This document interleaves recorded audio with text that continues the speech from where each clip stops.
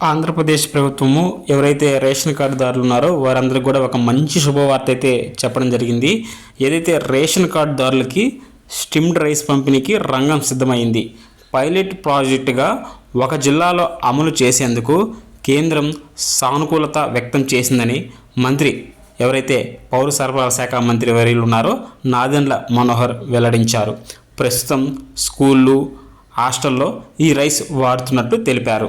స్టిమ్డ్ rice అంటే వరి పొట్టుతో సహజ గింజలను ఆవిరితో ఉడికించి ఆరబెట్టి మిల్లింగ్ చేస్తారనమాట. దీనివల్ల ధాన్యం పొట్టు, తవుడులో ఉండే పోషకాలు గింజలోకి చేరుతాయి అన్నమాట. సో వీటిని స్టిమ్డ్ రైస్ అంటారు.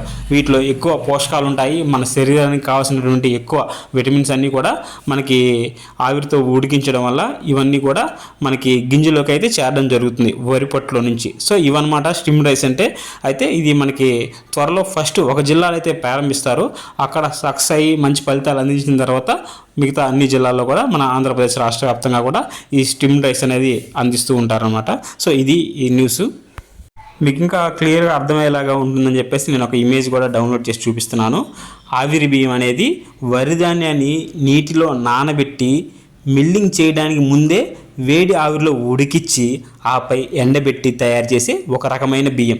ఇది గట్టిగా ఉండడం, వండిన తర్వాత మెతుకులు విడివిడిగా రావడం దీని ప్రత్యేకత. అలాగే మనకి కింద కూడా ఇవ్వడం జరిగింది తయారీ విధానం మరియు లక్షణాలు.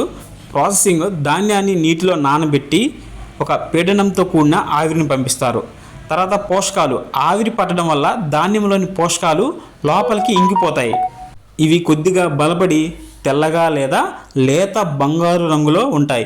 ఇవి ఎలా వండాలంటే ఇవి ఉడికించడానికి సాధారణంగా ఏదైతే సాధారణ బియ్యం ఉన్నాయో వాటికంటే కూడా కొంచెం ఎక్కువ సమయం పడుతుంది ఇవి ఉడకడానికి. కానీ మెతుకులు అయితే అతుక్కో అనమాట. సో ఈ న్యూస్ కనుక మీకు నచ్చినట్లయితే ఇప్పుడే మన ఛానల్ని సబ్స్క్రైబ్ చేసుకోండి, అలాగే లైక్ చేయండి, అలాగే కామెంట్ చేయడం మర్చిపోవద్దు.